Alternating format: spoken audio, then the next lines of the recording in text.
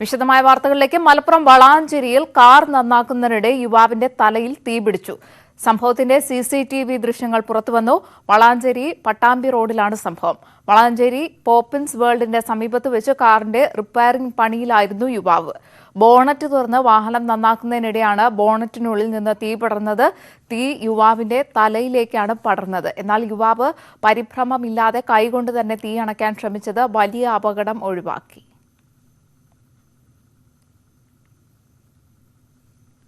Alappuzha നൂറനാട്ടിൽ Taurus lorry പാഞ്ഞു കയറി 3 മരണം. പ്രഭാത സവാരിക്കിറങ്ങിയ എരുമക്കുഴി സ്വദേശികളായ BM രാജു, വിക്രമൻ നായർ, രാമചന്ദ്രൻ നായർ എന്നിവരാണ് മരിച്ചത്. പരിക്കേറ്റ ഒരാൾ സ്വകാര്യ ആശുപത്രിയിൽ ചികിത്സയിലാണ്. അമിത വേഗതയാണ് അപകട കാരണമെന്ന് പ്രദേശവാസികൾ പറഞ്ഞു. ഇടിച്ച ശേഷം നിർത്താതെ പോയ ലോറിയുടെ ഡ്രൈവർ പള്ളിക്കൽ സ്വദേശി അനീഷ് മോൻ പിന്നീട് നൂർനാട് പോലീസ് സ്റ്റേഷനിലെത്തി കീഴടങ്ങി. ലോറിയും കസ്റ്റഡിയിലെടുത്തു. തിരുവനന്തപുരം മെഡിക്കൽ കോളേജിൽ വീണ്ടും മൃതദേഹം മാറ്റി നൽകി. അപകടത്തിൽ മരിച്ച യുവാവിന്റെ മൃതദേഹത്തിന് പകരം മറ്റൊരാളുടെ മൃതദേഹം മാറി നൽകി. ഒറ്റശേഖരമംഗലം സ്വദേശി ലാൽമോഹന്റെ ബന്ധുക്കൾക്കാണ് ബാബു എന്നയാളുടെ മൃതദേഹം നൽകിയത്. ലാൽമോഹൻ മെഡിക്കൽ കോളേജിൽ മരിച്ചത് സംസ്കാരം കഴിഞ്ഞ് 4ാം ദിവസം ആണ്. സംഭവത്തിൽ സൂപ്രണ്ട് സെക്യൂരിറ്റി ഓഫീസറോട് റിപ്പോർട്ട് തേടി. ഒറ്റശേഖരമംഗലം സ്വദേശിയായ ലാൽമോഹനും പ്രാവച്ചമ്പലം സ്വദേശിയായ ബാബുവിനും വ്യത്യസ്ത സ്ഥലങ്ങളിൽ നടന്ന അപകടങ്ങളിൽ ഗുരുതരമായി പരിക്കേറ്റ് മെഡിക്കൽ കോളേജിലെത്തിക്കുന്നത് ഈ മാസം 11-ന്. ഇരുവരെയും അജ്ഞാതരെന്ന് രേഖപ്പെടുത്തി. ലാൽമോഹനാണെന്ന് കരുതി അധികൃതർ ബന്ധുക്കളെ കാണിച്ചത് ബാബുവിനെ. മുഖത്തെ മുറിവും നീരുമൊക്കെയായി തിരിച്ചറിയാനാകാത്ത നിലയിലായിരുന്നു മൃതദേഹം. പിറ്റേന്ന് മരിച്ച ബാബുവിന്റെ മൃതദേഹം ലാൽമോഹന്റെ ബന്ധുക്കൾക്ക് കൈമാറുകയും അവരത് സംസ്കരിക്കുകയും ചെയ്തു. യഥാർത്ഥത്തിൽ ആശുപത്രിയിൽ ചികിത്സയിലുണ്ടായിരുന്ന അജ്ഞാതൻ എന്ന് രേഖപ്പെടുത്തിയ ലാൽമോഹൻ മരിക്കുന്നത് ഇന്നലെ രാവിലെ. പോലീസിൽ നിന്ന് അന്വേഷണം വരികയും തുടർന്ന് മോർച്ചറിയിലെത്തി മൃതദേഹം കാണുകയും ചെയ്തപ്പോഴാണ് ബന്ധുക്കൾ വസ്തുത അറിയുന്നത്. മെഡിക്കൽ കോളേജ് അധികൃതരുടെ ഭാഗത്തു നിന്ന് ഗുരുതരമായ വീഴ്ച ഉണ്ടായതായി ബന്ധുക്കൾ ആരോപിക്കുന്നു. എന്നാൽ വീഴ്ച പറ്റിയിട്ടില്ലെന്നാണ് ആശുപത്രിയുടെ വിശദീകരണം. സംഭവത്തിന്റെ നിജസ്ഥിതി അന്വേഷിച്ച് റിപ്പോർട്ട് നൽകാൻ സൂപ്രണ്ട് സെക്യൂരിറ്റി ഓഫീസറോട് ആവശ്യപ്പെട്ടു. ന്യൂസ് 18 തിരുവനന്തപുരം. പാലക്കാട് ധോണിയിൽ വീണ്ടും പുലിയിറങ്ങി. ധോണി പള്ളക്കാട് സ്വദേശി ടിജി മാണിയുടെ വീട്ടിലാണ് പുലിയിറങ്ങിയത്. 5 ദിവസം മുൻപും ഈ വീട്ടിൽ പുലിയെത്തിയിരുന്നു.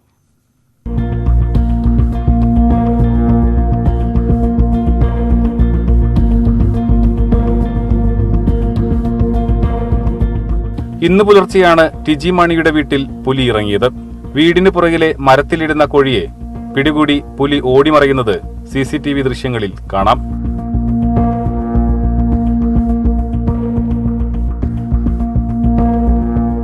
മാർച്ച് 11-നും ഈ വീട്ടിൽ പുലിയെത്തിയിരുന്നു. അന്നും കോഴിയെ പിടികൂടി.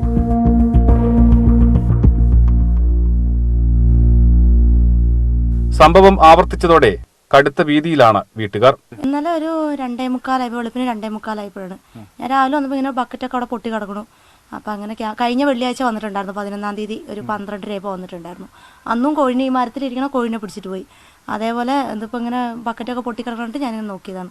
ധോണി മേഖലയിൽ പുലിയിറങ്ങി നിരവധി വളർത്തുമൃഗങ്ങളെയാണ് ആക്രമിച്ചത്. വനം വകുപ്പ് കൂട് സ്ഥാപിച്ചിട്ടുണ്ടെങ്കിലും പുലിയെ പിടികൂടാൻ കഴിഞ്ഞിട്ടില്ല. കൂടുതൽ ശക്തമായ നടപടികൾ വേണമെന്നാണ് ആവശ്യം. ന്യൂസ് 18 പാലക്കാട്. തൃശൂർ ആറാട്ടുപുഴയിൽ പൂരത്തിനിടെ ആനയിടഞ്ഞു. ഇടഞ്ഞ ആന മറ്റൊരാനയെ കുത്തി. സംഭവം കണ്ട് നാട്ടുകാർ ചിതറിയോടി. കുഴിയിൽ വീണ് 2 പേർക്ക് പരിക്കേറ്റു. ഇന്ന് രാവിലെ മന്ദാരം കടവിലാണ് സംഭവം. ആനകൾ പെട്ടെന്ന് ശാന്തരായതോടെ വൻ അപകടം ഒഴിവായി.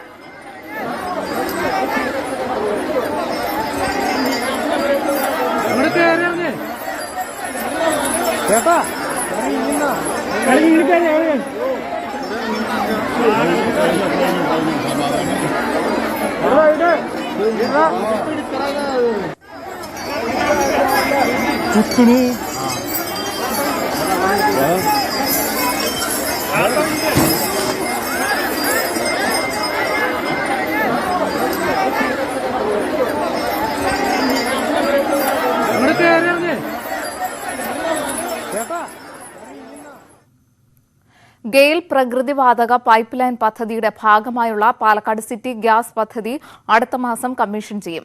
ആദ്യഘട്ടത്തിൽ എലപ്പുള്ളി, പുതുശ്ശേരി പഞ്ചായത്തുകളിലെ 2 വാർഡുകളിൽ ഗ്യാസ് എത്തും. ഇതിനു പുറമെ CNG സ്റ്റേഷനുകളിലേക്കും വാളയാറിലെ പ്രധാന സ്റ്റേഷനിൽ നിന്ന് ഗ്യാസ് എത്തിക്കും. വാളയാറിലുള്ള പ്രധാന വിതരണ സ്റ്റേഷന്റെ നിർമ്മാണം പൂർത്തിയാകുന്നതോടെയാണ് പദ്ധതി കമ്മീഷൻ ചെയ്യുക. കൂറ്റനാട് മുതൽ വാളയാർ വരെയുള്ള ഗെയിൽ പ്രകൃതിവാതക പൈപ്പ് ലൈൻ പദ്ധതിയുടെ നിർമ്മാണം നേരത്തെ പൂർത്തിയായിരുന്നു. വാളയാറിലുള്ള പ്രധാന വിതരണ സ്റ്റേഷന്റെ നിർമ്മാണവും അവസാന ഘട്ടത്തിലാണ്. ആദ്യഘട്ടത്തിൽ എലപ്പുള്ളി, പുതുശ്ശേരി പഞ്ചായത്തുകളിലെ 2 വാർഡുകളിലേക്കാണ് പൈപ്പ് ലൈൻ വഴി ഗ്യാസ് എത്തിക്കുക. Indian Oil, Adani gas private ലിമിറ്റഡിനാണ് വിതരണ ചുമതല. ഇവിടെയുള്ള 1000-ഓളം വീടുകളിലേക്ക് നേരിട്ട് ഗ്യാസ് എത്തും. തുടർന്ന് കഞ്ചിക്കോട്ടെ വ്യവസായ സ്ഥാപനങ്ങളിലേക്കും പൈപ്പ് ലൈൻ വഴി ഗ്യാസ് എത്തിക്കും. വിതരണ സ്റ്റേഷൻ പ്രവർത്തന സജ്ജമായാൽ CNG സ്റ്റേഷനുകളിലേക്ക് ഈ മാസം തന്നെ ഗ്യാസ് എത്തും. ഇപ്പോൾ കൊച്ചിയിൽ നിന്നാണ് CNG എത്തിക്കുന്നത്.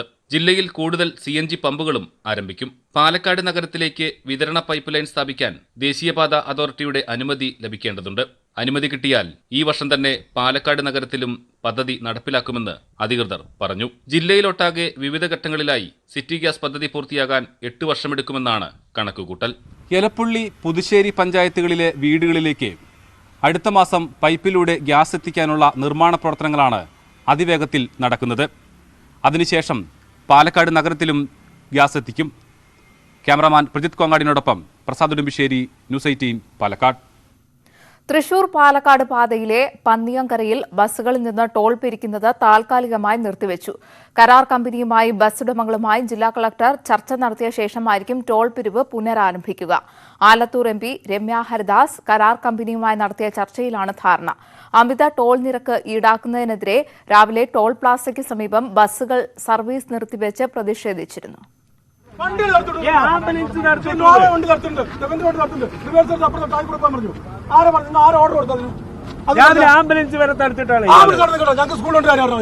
സ്വകാര്യ ബസ്സുകൾക്ക് 50 ട്രിപ്പിന് 9400 രൂപ ടോൾ ഏർപ്പെടുത്തിയത് അംഗീകരിക്കാനാവില്ലെന്ന് വ്യക്തമാക്കിയായിരുന്നു സമരം. ടോൾ പിരിക്കാൻ ആരംഭിച്ചതോടെ ടോൾ പ്ലാസയ്ക്ക് മുന്നിൽ സർവീസ് നിർത്തിവെച്ച് ബസ് ജീവനക്കാർ പ്രതിഷേധിച്ചു. ടാക്സിനേക്കാളും കൂടുതലാണ് ഈ പിരിവ് ചോദിക്കുന്നത്. പിന്നെ ഞങ്ങൾ അങ്ങനെ കൂടുക. എത്ര രൂപയാണ് ഇപ്പോൾ? എത്ര ടോണിനൊന്നും പറഞ്ഞിട്ടില്ല. അത് പറഞ്ഞത് 560 രൂപ ആണെന്ന് പറഞ്ഞത് ഒരു ട്രിപ്പ് പോയിട്ട് വരാൻ. അത് അങ്ങനെ ഒരു ദിവസം 4 ട്രിപ്പ് എടുക്കുമ്പോൾ നമ്മൾ വൈകുന്നേരം വരെ ഓടിയാൽ 500 രൂപ കൂലി കിട്ടാൻ ബുദ്ധിമുട്ടായിട്ടുള്ള സാഹചര്യമാണ്. ബസ് സർവീസ് നിർത്തിയതോടെ വിദ്യാർത്ഥികൾ ഉൾപ്പെടെയുള്ള യാത്രക്കാർ ദുരിതത്തിലായി. പരീക്ഷയ്ക്ക് പോകുന്ന ഒരുപാട് കുട്ടികളുണ്ട്. ഞങ്ങളൊക്കെ ഡ്യൂട്ടിക്ക് തൃശ്ശൂർ ഡെയിലി ഞങ്ങൾ പോയി വരുന്നവരാണ്. ഞങ്ങൾക്കൊരു ഡ്യൂട്ടി ടൈം ഉണ്ട്. ആ ടൈമിൽ എത്തില്ല. ഞങ്ങളുടെ ഡ്യൂട്ടി എന്താവും? നമുക്ക് ഓൺ ടൈം എത്താൻ പറ്റില്ല. ഇപ്പൊ ബസ് നിർത്തിയിടുവാണെന്നുണ്ടെങ്കിൽ അപ്പൊ അതിന്ന് അവർക്ക് ട്രോൾ ഒഴിവാക്കി കൊടുത്തു കഴിഞ്ഞാൽ നമുക്ക് വളരെ ഉപകാരമാവും, അവർക്കും അത് വളരെ ഉപകാരമാവും. ഇതോടെ പോലീസ് ഇടപെട്ട് വാഹനം കടത്തിവിട്ടു. തുടർന്ന് ആലത്തൂർ MP രമ്യ ഹരിദാസ് സ്ഥലത്തെത്തി ടോൾ കമ്പനി അധികൃതരുമായി ചർച്ച നടത്തി. ജില്ലാ കളക്ടറുടെ സാന്നിധ്യത്തിൽ ചർച്ച നടത്തി ധാരണയായതിനു ശേഷം ടോൾ പുനരാരംഭിച്ചാൽ മതിയെന്ന് തീരുമാനം. ചർച്ച കഴിയാതെ ഇനിയിപ്പോ ഇത് ടോൾ പിരിക്കുന്ന പ്രശ്നമില്ല. നിങ്ങൾ അത് പിരിക്കാൻ നിൽക്കണ്ട. മെഡിക്കൽ കോളേജിലേക്ക് ഡയാലിസിസ് ചെയ്യാൻ പോണ ആളുകളുണ്ട്. അന്നന്നത്തെ ജീവിതം വഴിമുട്ടി നിൽക്കുമ്പോ കൂലിപ്പണിക്ക്, വീട്ടുപണിക്ക് പോകുന്ന, ഹോട്ടൽ പണിക്ക് പോകുന്ന ആളുകൾ ഈ ബസ്സിലുണ്ട്. അവര് മുഴുവൻ ഇവിടെ നിന്ന് ഇറങ്ങി നിന്നാൽ എങ്ങനെ അവര് ജീവിക്കാൻ പറ്റുക? മാർച്ച് 23 രാവിലെ 11 പാലക്കാട് കലക്ടറേറ്റിൽ ചർച്ച നടക്കുമെന്ന് MP അറിയിച്ചു. സ്വകാര്യ ബസ്സുകളിൽ നിന്ന് ടോൾ പിരിക്കുന്നത് താൽക്കാലികമായി നിർത്തിവച്ചിട്ടുണ്ടെങ്കിലും ഇളവ് ലഭിച്ചില്ലെങ്കിൽ സമരം തുടരുമെന്നാണ് സ്വകാര്യ ബസ് ഉടമകൾ വ്യക്തമാക്കുന്നത്. ക്യാമറാമാൻ പ്രജിത് കോങ്ങാടിനോടൊപ്പം പ്രസാദ് ഉടുമ്പിശ്ശേരി, ന്യൂസ് 18 പാലക്കാട്. നിർമ്മാണ നിരോധനവും ഭൂപതിവ് ചട്ടവും ഇടുക്കിയിലെ വിനോദസഞ്ചാര മേഖലയ്ക്ക് തിരിച്ചടിയാകുന്നു. ടൂറിസം വകുപ്പിന്റെ പദ്ധതിയായ കാരവാൻ കേരളയും ജില്ലയിൽ നടപ്പിലാക്കാൻ 64 ഭൂപതിവ് ചട്ടം വിലങ്ങ് തടിയാണ്. ഇത് മറികടന്ന് കാരവാൻ പാർക്കുകൾ ആരംഭിച്ചാൽ പിന്നീട് നിയമക്കുരുക്കുകൾ ഉണ്ടാകുമോ എന്ന ആശങ്കയാണ് സംരംഭകർക്ക് ഉള്ളത്. ടൂറിസം വകുപ്പിന്റെ അഭിമാന പദ്ധതിയാണ് കാരവാൻ കേരള. ടൂറിസം രംഗത്ത് വലിയ മുന്നേറ്റത്തിന് വഴിയൊരുക്കുന്ന പദ്ധതി കഴിഞ്ഞ ഫെബ്രുവരി 25-നാണ് വാഗമണിൽ മന്ത്രി മുഹമ്മദ് റിയാസ് ഉദ്ഘാടനം ചെയ്തത്. സംസ്ഥാനത്ത് 353 കാരവാനുകളും 120 കാരവാൻ പാർക്കും ആരംഭിക്കുന്നതിനാണ് ടൂറിസം വകുപ്പ് പദ്ധതിയിട്ടിരിക്കുന്നത്. എന്നാൽ ഈ പദ്ധതി ഇടുക്കിയിൽ നടപ്പിലാക്കുന്നതിന് 1964-ലെ ഭൂപതിവ് ചട്ടം ഭേദഗതി ചെയ്യേണ്ടിവരും എന്നതാണ് വാസ്തവം. 64-ലെ ചട്ടമനുസരിച്ച് പട്ടയം ലഭിച്ചിരിക്കുന്ന ഇടുക്കി ജില്ലയിലെ ഭൂരിഭാഗം വില്ലേജുകളിലും കാരവൻ പാർക്കുകൾ ആരംഭിക്കാൻ നിയമ തടസ്സമുണ്ട്. 64-ലെ ചട്ടപ്രകാരം ലഭിച്ചിരിക്കുന്ന പട്ടയഭൂമിയിൽ കൃഷിക്കും വീട് നിർമ്മാണത്തിനും മാത്രമാണ് അനുമതി. ആഴ്ചകൾക്ക് മുൻപ് പള്ളിവാസലിന് സമീപം കാരവൻ പാർക്ക് നിർമ്മിക്കാനുള്ള സ്വകാര്യ സംരംഭകന്റെ അപേക്ഷ പ്രകാരം റവന്യൂ വകുപ്പിൽ നിന്നുള്ള കൈവശാവകാശ രേഖ ഹാജരാക്കാൻ ആവശ്യപ്പെട്ടു. എന്നാൽ പഞ്ചായത്തിലേക്ക് നൽകുന്ന എല്ലാ കൈവശാവകാശ രേഖകളിലും സർട്ടിഫിക്കറ്റുകളിലും ഭൂമി ഏത് ആവശ്യത്തിന് പതിച്ചു നൽകിയിരിക്കുന്നു എന്നത് വ്യക്തമാക്കണമെന്നാണ് റവന്യൂ വകുപ്പിന് ലഭിച്ചിരിക്കുന്ന നിർദ്ദേശം. ഇതാണ് കാരവൻ പാർക്കിന് വെല്ലുവിളിയാകുന്നത്. വിവരം മന്ത്രിയെ നേരിട്ട് അറിയിച്ചിരിക്കുകയാണ് ഇടുക്കിയിലെ സ്വകാര്യ സംരംഭകർ.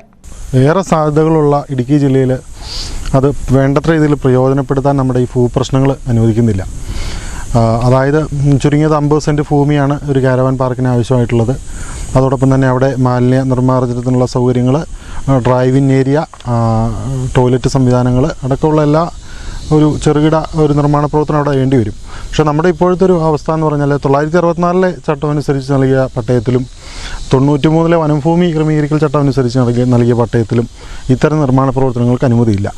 നിയമ തടസ്സം നിലനിൽക്കുന്നതിനൊപ്പം നിർമ്മാണ നിരോധനം നിലനിൽക്കുന്ന 8 വില്ലേജുകളിലും കോടതി വിധിയുടെ അടിസ്ഥാനത്തിൽ മറ്റ് വില്ലേജുകളിലും ഗാർഹികേതര നിർമ്മാണങ്ങൾക്ക് വിലക്കുണ്ട്. ഈ സാഹചര്യത്തിൽ 50 സെന്റ് സ്ഥലത്ത് ജലസംഭരണികൾ, വിനോദത്തിനുള്ള തുറന്ന ഇടം, ഡ്രൈവർ ഇൻ ഏരിയ, മാലിന്യ സംസ്കരണത്തിനുള്ള സംവിധാനം, ടൂറിസ്റ്റ് ഫെസിലിറ്റേഷൻ സെന്റർ എന്നിവയടക്കം കാരവൻ പാർക്ക് നിർമ്മിക്കാൻ നിലവിലെ ഭൂപതിവ് ചട്ടം ഭേദഗതി ചെയ്യാതെ കഴിയില്ല എന്നതാണ് വാസ്തവം. ന്യൂസ് 18 ഇടുക്കി. നാടൊന്നാകെ നാടകം കാണാൻ ഒത്തുകൂടിയ വിശേഷമാണ് ഇനി. ഒരു കാലത്ത് നാടകങ്ങൾ പതിവ് കാഴ്ചയായിരുന്ന വയനാട്ടിലെ വരദൂർ ഗ്രാമത്തിൽ 1/4 നൂറ്റാണ്ടിന് ശേഷം അരങ്ങുണർന്നു. പഴയകാല നാടക പ്രവർത്തകർക്കൊപ്പം പുതുതലമുറയും വേദിയിലെത്തിയപ്പോൾ ഈ ഗ്രാമത്തിന് ഉത്സവ ദിനമായി. ഓർമ്മത്തണൽ അവതരിപ്പിക്കുന്ന കുരുക്ഷേത്രം എന്ന നാടകം ഞങ്ങൾ ഈ വേദിയിൽ അവതരിപ്പിക്കുന്നു. ഒരു ഗ്രാമത്തിന്റെ മാസങ്ങൾ നീണ്ട കാത്തിരിപ്പാണ് അരങ്ങിലെത്തിയത്. ഇവിടെ തിന്മ വിജയിക്കരുത്, നന്മ വിജയിക്കണം. നന്മയെ വിജയിക്കാവൂ. എന്തു ചെയ്യണമെന്ന് നിനക്ക് തീരുമാനിക്കാം, നിനക്ക് മാത്രം.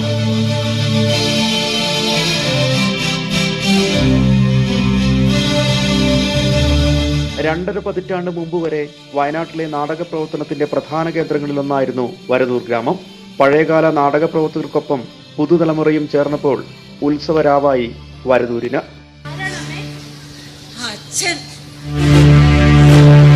മോളാണല്ലേ? ഇവളെ കാണുന്നതിന് മുന്നേ ഞാൻ പോയി. അകത്ത് പോകൂ. രാജു, കണ്ടിട്ട് അറിയുന്നില്ലല്ലോ. മോൻ എന്ത് ചെയ്യുന്നു? രാജു എന്താ നോക്കി നിൽക്കുന്നത്? പോയിക്കോളെ. എല്ലാ വർഷവും ക്ലബ്ബുകളുടെ വാർഷികം, അതുപോലെ ഉത്സവങ്ങളിലൊക്കെ പറമ്പുകളിലൊക്കെ തന്നെ നാടകങ്ങൾ അവതരിപ്പിച്ചിരുന്നു. അത് കാണുന്നതിന് നല്ല ജനത്തിരക്കും ഉണ്ടാവുമായിരുന്നു. ഇന്നത് അപ്രത്യക്ഷമായിട്ടുണ്ട്. അത് വീണ്ടും പുതിയ തലമുറയ്ക്ക് പരിചയപ്പെടുത്തുന്നതിനും അതിനു വേണ്ടിയിട്ടാണ് ഈ പരിപാടി ഇവിടെ ആസൂത്രണം ചെയ്തത്.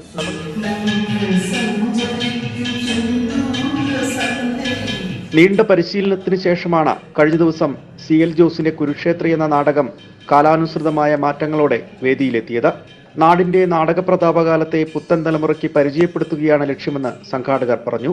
നമ്മളിതിൻ്റെ കളക്ഷനുമായിട്ട് ജനങ്ങളിലേക്ക് ഇറങ്ങിയ സമയത്ത് പുതുതലമുറയ്ക്ക് ഈ നാടകം എന്നുള്ളത് തീരെ പരിചയമില്ലാത്തൊരു കാര്യമാണ്. അപ്പോൾ നമ്മളിതിൻ്റെ കാര്യങ്ങൾ പറയുകയും, അപ്പോൾ നമ്മൾ ഇന്നലെ ചർച്ച ചെയ്ത സമയത്ത് 26 വർഷത്തിന് മുമ്പാണ് വരദൂരിൽ ഒരു നാടകം മുമ്പേ അരങ്ങേറിയിട്ടുള്ളത്. ഈ ലോക ചരിത്രത്തിൽ ജനിക്കാതെ മരിച്ചവർ 2 പേരുണ്ട്. അവരാരാ? 90കളുടെ തുടക്കം വരെ വരദൂരിലെ തരങ്കിണിയും ദൃശ്യകലയും യുവപ്രതിഭയുമൊക്കെ മത്സരിച്ച് നാടകങ്ങൾ അവതരിപ്പിച്ചിരുന്നു. തരങ്കിണി ഒരുക്കിയ നാടകോത്സവത്തിന് വയനാടിന്റെ വിവിധ ഭാഗങ്ങളിൽ നിന്നെല്ലാം വിവിധ ട്രൂപ്പുകൾ മത്സരിക്കാനെത്തിയിരുന്നു. വരദൂർ AUP സ്കൂളിലെ പൂർവ്വ വിദ്യാർത്ഥി കൂട്ടായ്മയായ ഓർമ്മത്തണലായിരുന്നു ഈ നാടകത്തിന്റെ പ്രധാന സംഘാടകർ.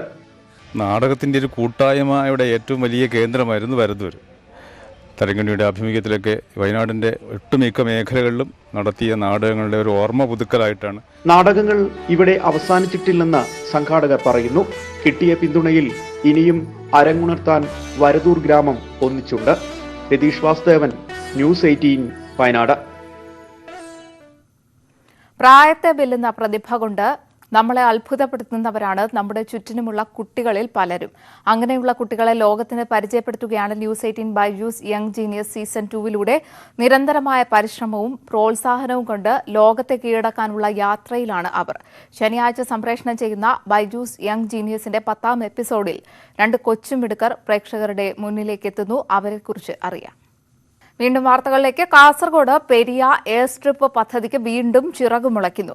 സംസ്ഥാന സർക്കാർ ബജറ്റിൽ തുക വകയിരുത്തിയതാണ് പ്രതീക്ഷ നൽകുന്നത്.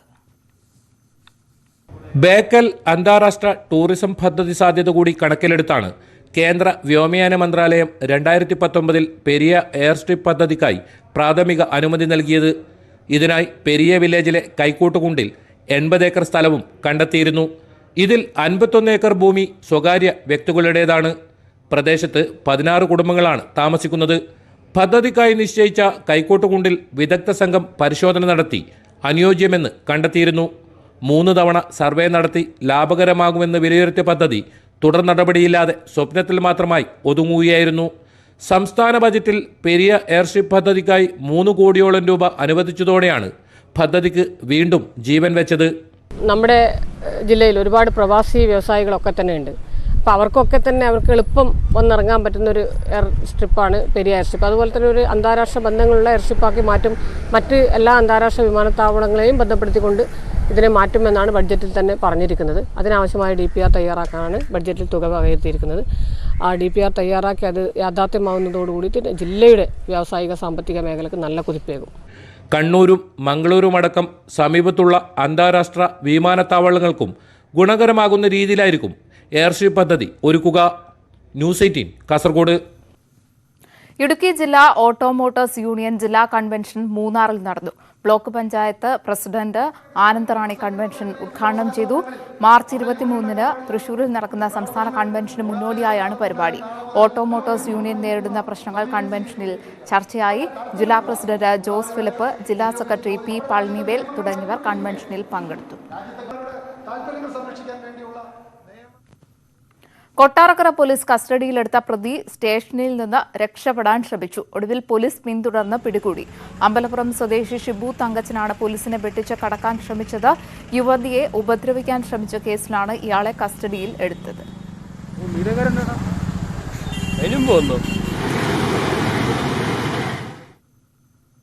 ആലുവ ട്രയാത്തലോൺ ജേതാക്കൾക്ക് കായിക പ്രേമികളുടെ കൂട്ടായ്മ സ്വീകരണം നൽകി. ട്രയാത്തലോൺ ജേതാക്കളായ സജീഷിനും ഷാനവാസിനുമാണ് സ്വീകരണം നൽകിയത്.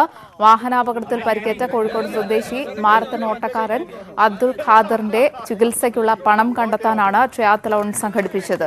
കോഴിക്കോട് റോയൽ റണ്ണേഴ്സിന്റെ നേതൃത്വത്തിലായിരുന്നു പരിപാടി. ഇതിലൂടെ 3 ലക്ഷത്തോളം രൂപ ചികിത്സാ സഹായ നിധിയിലേക്ക് സമാഹരിക്കാനായി. മൂന്നാറിലും സമീപ പ്രദേശങ്ങളിലും നിർത്തിയിട്ടിരിക്കുന്ന വാഹനങ്ങളിൽ സ്ഥിരമായി ബാറ്ററി മോഷണം നടത്തി വന്നയാൾ പിടിയിൽ.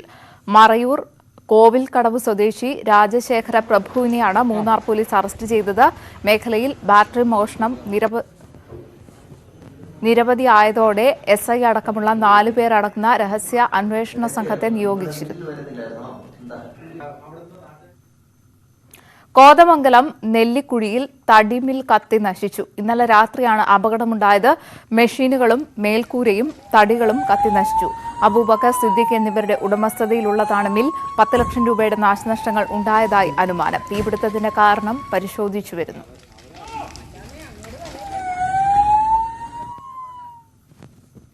സ്ത്രീകളുടെ കൂട്ടായ്മയുടെ കഥ പറയുകയാണ് കോഴിക്കോട് ടൗൺ ഹാളിൽ ഒരുക്കിയ ക്രോമ ഡെല്ല വിറ്റ എന്ന ചിത്രപ്രദർശനം. ചിത്രകാരികളുടെ കൂട്ടായ്മയായ വരമുഖി ആർട്ട് കമ്മ്യൂൺ അംഗങ്ങളുടേതാണ് ചിത്രങ്ങൾ. പ്രദർശനം നാളെ അവസാനിക്കും.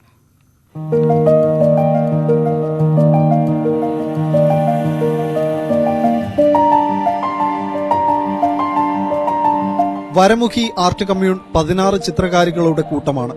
കൂട്ടായ്മ തുടങ്ങി 3-ാം വർഷത്തിൽ ഒരുക്കിയ ക്രോമ ഡെല്ല വിറ്റ എന്ന പ്രദർശനത്തിലെ ചിത്രങ്ങൾ ഒന്നിച്ചു നിൽക്കാൻ തീരുമാനിച്ച 16 പെണ്ണുങ്ങളുടെ കഥ പറയും.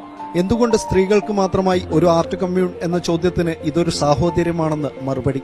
പല വ്യക്തികൾ, പല ആൾക്കാർ, നമ്മൾ അറിയുന്ന കുറെ പേര് വീട്ടില് സ്വാതന്ത്ര്യമില്ലാതെ വരയ്ക്കാൻ പോലും സ്വാതന്ത്ര്യമില്ലാത്ത കുറെ സ്ത്രീകളുണ്ട്.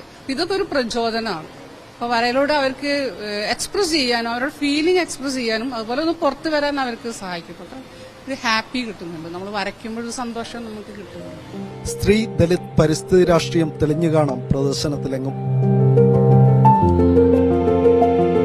പരിസ്ഥിതി വിഷയങ്ങൾ, സ്ത്രീ വിഷയങ്ങൾ, അതേപോലെ തന്നെ മറ്റ് ജെൻഡർ പൊളിറ്റിക്സുമായിട്ട് മറ്റ് വിഷയങ്ങൾ, ദളിത് ഇഷ്യൂസ്, സെൽഫ് ആയിട്ടുള്ള പ്രശ്നങ്ങൾ എല്ലാം തന്നെ എക്സ്പ്ലിറ്റ് ചെയ്യുന്ന വർക്കാണ് നമ്മൾ ചെയ്യുന്നത്. ലോക്ഡൌൺ കാലത്ത് ഓൺലൈൻ എക്സിബിഷനുകളും ക്യാമ്പുകളും സംഘടിപ്പിച്ചുകൊണ്ടായിരുന്നു വരമുഖിയുടെ പ്രവർത്തനങ്ങൾ.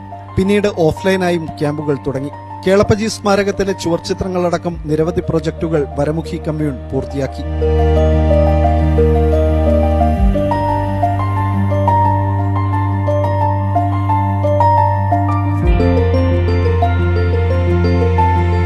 ന്യൂസ് 18 കോഴിക്കോട്. നാട്ടുവർത്തമാനം പൂർണ്ണമാകുന്നു. നമസ്കാരം.